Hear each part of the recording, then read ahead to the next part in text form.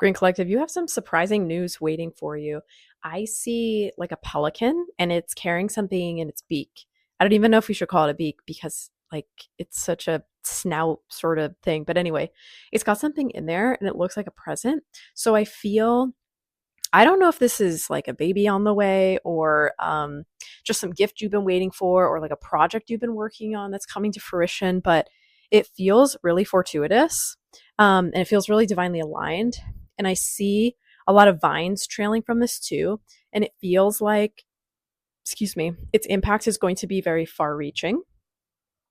I feel like there's a lot of things that you have been working on. This is just one of many, but this one is definitely going to shock people and it's going to amaze them.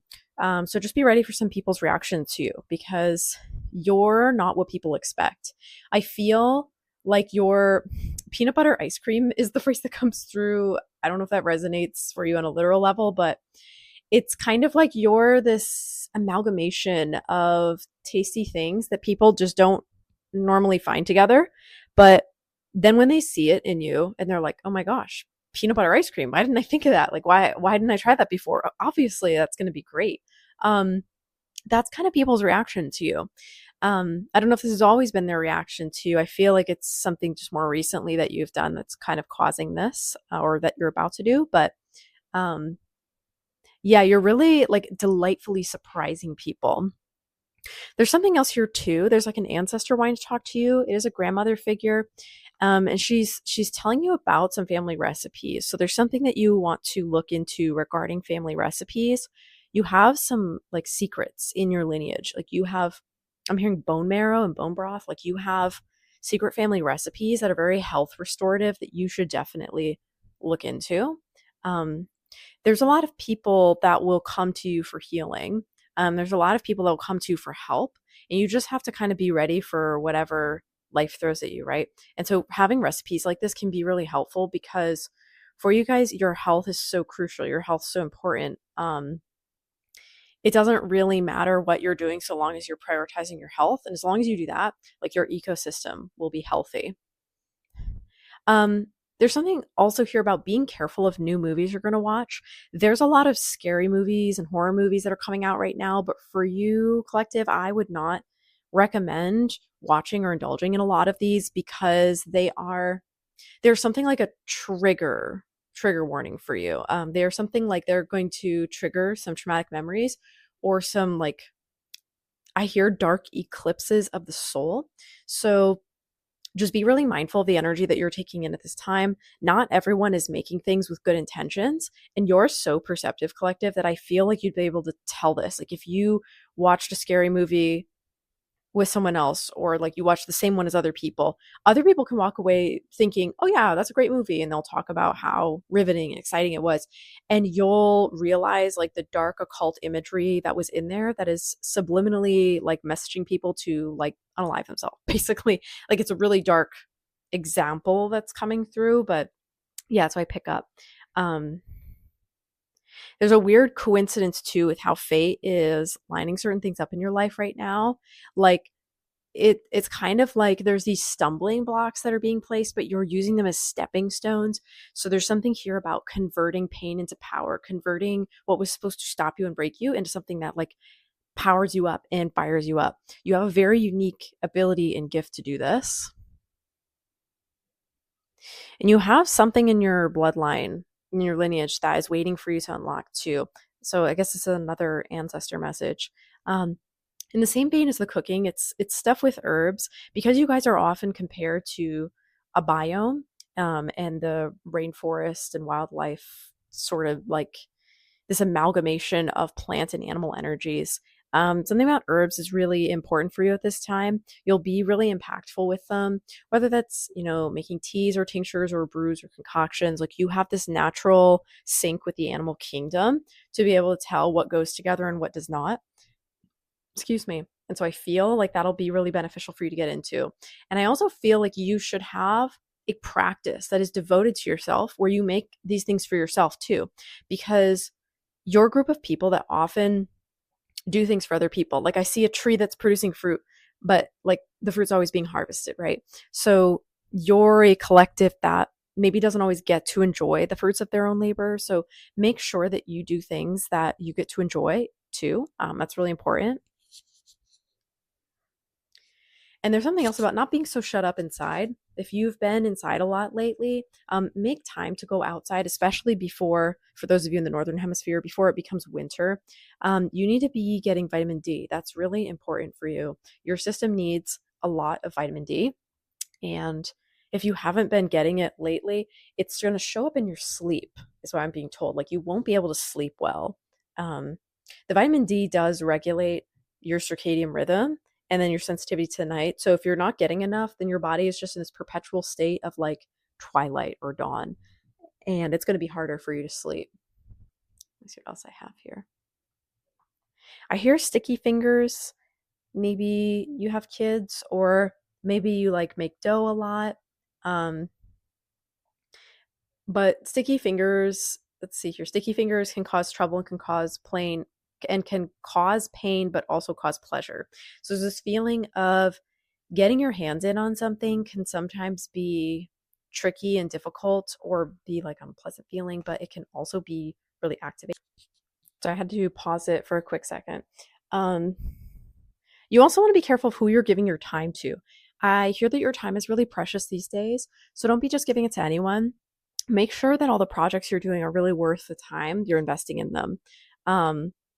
You need to be choosy about the projects you're investing your time into. This time is crucial for you. It really matters. So be careful of that. And there's also an activation that is taking place for you. Again, this is from bloodline lineage. So it's like, I hear it's a gift of the spirit. Maybe you have Christianity in your bloodline. Excuse me. Well, like people who worked with Yeshua and Yahweh and those sort of deity figures / ascended master figures. You have one of the gifts of the spirit, which is like speaking in tongues. So what this will look like, I mean, some people call this light language. Some people call it speaking in tongues. Some people call it babbling. Like, there's a lot of things people call this, but you have this gift coming in that is one where you're able to interpret energies and frequencies in a way that is different than normal people do. And when you translate it, it comes out differently than English, for instance, or another language. Or like another earth language. It comes out as a language that is more focused on the sound and the vibrational tonal frequency. Because when you're translating this frequency, and this is about to get very woo-woo, when you're translating this frequency, you can't be bound by the grammar rules and logic that people have put in place on language, because when language was constructed, it wasn't constructed with the intent of capturing the pure note essence of certain word meanings. So what I mean by that is sometimes there are words in a language that describe concepts that they don't sound like. Like, for example, fast sounds like fast, right? Versus slow sounds like slow. Or quick sounds like quick. And hard sounds kind of like hard, and soft sounds kind of like soft. But there are a lot of words that this is not the case. They're not this way. So it's like it's just like this really abstract concept that I'm translating here. So with light language, what it does is, like, if you're conveying the emotion of healing, you are conveying in the actual frequency of what that healing sounds like. You're not saying, I am healing you right now. It's like, I speak a little bit of light language myself, but I don't really want to get into that like on this channel, since that's not the point of it. But instead of that, you would say a frequency or a combination of sounds that conveys the right notes of healing. Like, did you guys know that sound heals? Have you ever done sound therapy before? Or have you ever had a cat purring and like while it sat on you?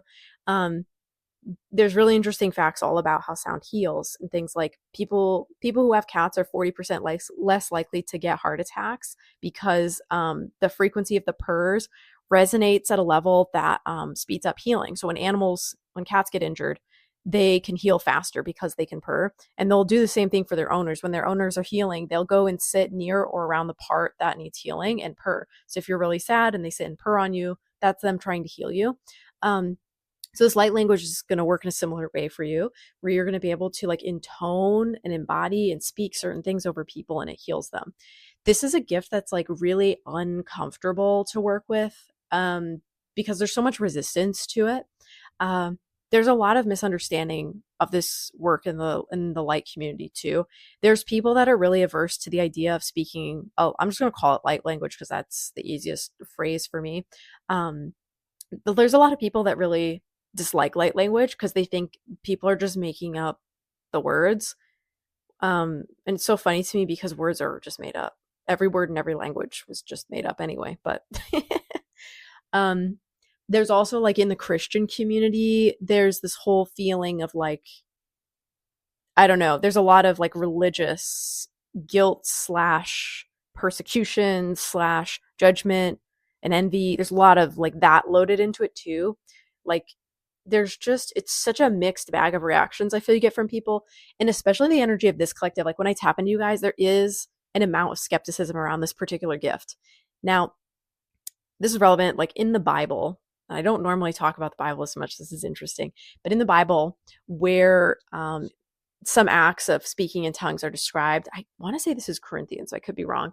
But it's like if a man's given the ability to speak in gifts, basically let another person who is given the gift of interpretation of like speaking in tongues, let him also translate for everyone listening.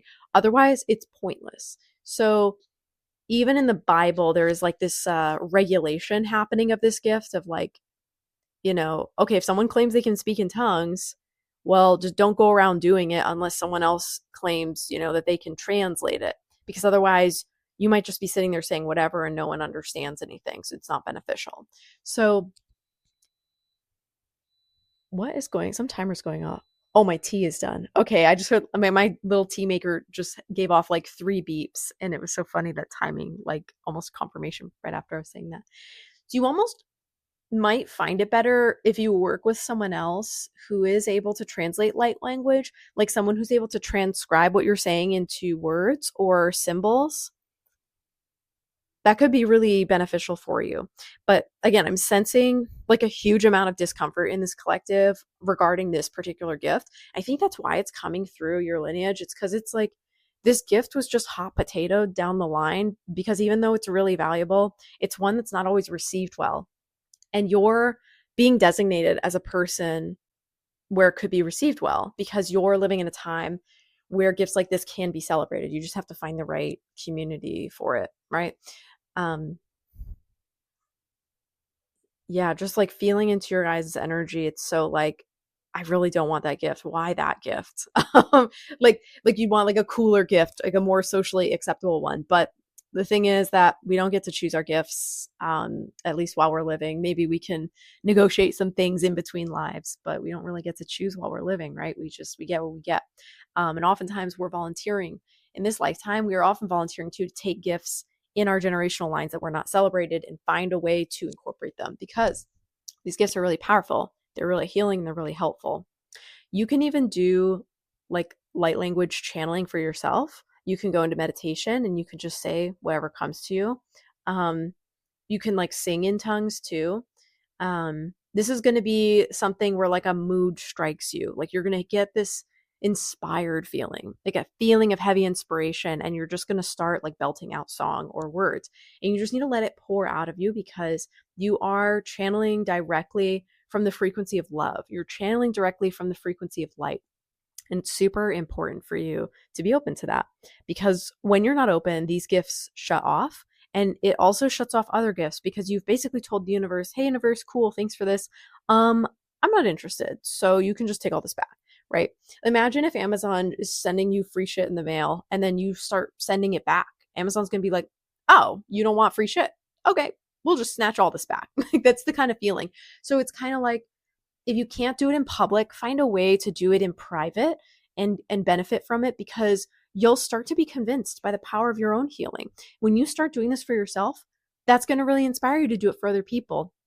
and believe it. There are a lot of people that would benefit from this and do believe in it. You just have to find that community. I know for some of you this feels really impossible, but it's not impossible. There is a way to make it work. And if you don't want to do it in song, you can also do it in language. Like I said, like you can either write a language, you can write symbols.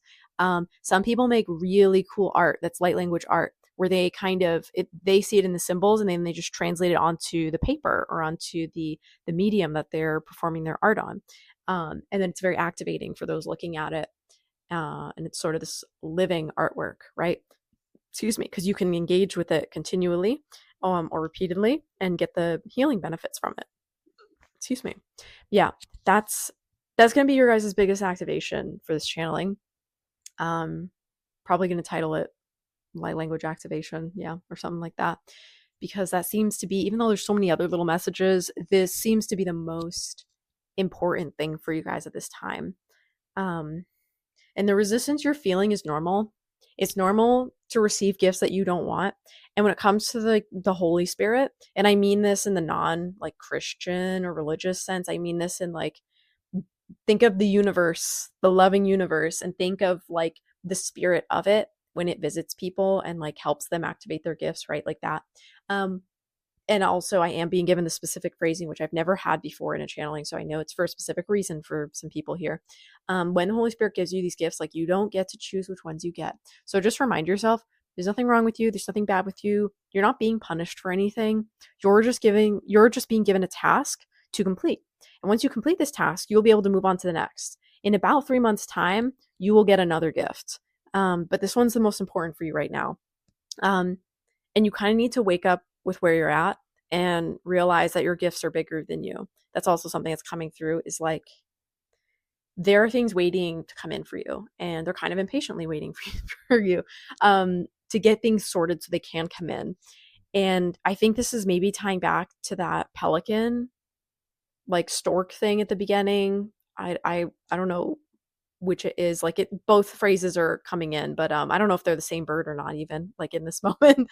I just think of stork because of they bring babies, but yeah, like this bird, pelican, stork creature bringing you things, like it's dropping off your gift. It's going to be turning around and coming back with another one. So like you have to be ready for it then. Like you can't let these babies die in your step, if that makes sense. So yeah. Okay, that's all I'm getting for you guys. So I'm going to go ahead and end the recording here. If you would like to participate in the energy sourcing for this channeling, you can like this video, leave a comment, subscribe. Helps me to connect with your energy better and get more specific channelings, and also helps my channel to grow and reach people that it needs to. And with that being said, I will catch you guys in the next one. Bye.